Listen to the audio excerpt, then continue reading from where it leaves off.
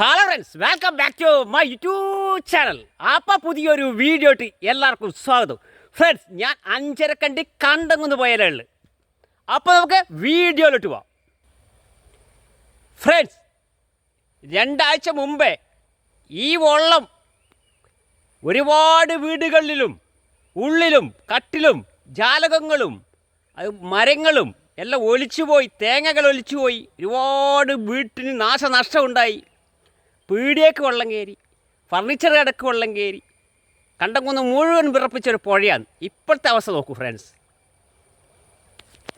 ഇത് കണ്ട, ഇപ്പോൾ ചെറിയ വെള്ളം ഒന്ന് നീന്തിപ്പോവാ.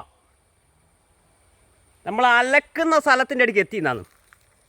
പണ്ട് നമ്മൾ വേനൽക്കാലത്ത് പോകുമ്പോൾ അലക്കുന്ന കല്ല് ഇവിടെയായിരുന്നു ഫ്രണ്ട്സ്. ആ കല്ലിൻ്റെ അടുത്ത് വരെ എത്തി, എത്രയോ കുറഞ്ഞു എന്നാണ്.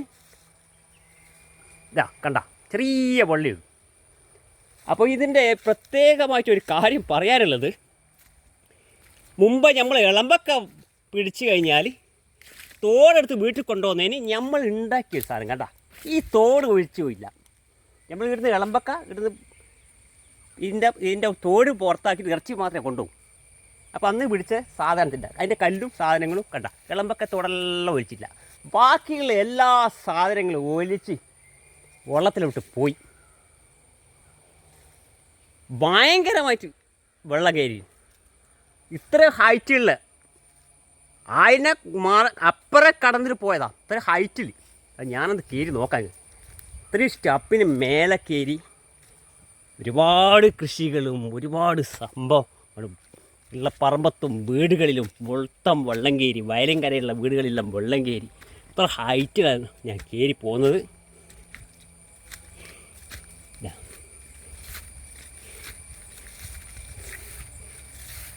ഞാനിപ്പോൾ ഒരു 6 അടി, ഇപ്പോൾ കാണിക്കുന്നത് ഒരു 7 അടിയായിരിക്കും ഫ്രണ്ട്സ്.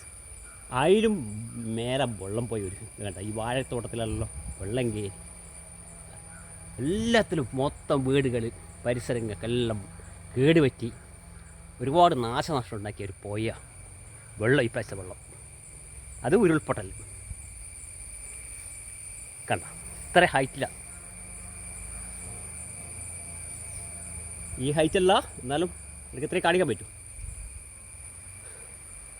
അപ്പോൾ നിങ്ങൾ ഈ വീഡിയോ ഇഷ്ടപ്പെട്ടാൽ ലൈക്ക് ചെയ്യുക, സബ്സ്ക്രൈബ് ചെയ്യുക, ഷെയർ ചെയ്യുക.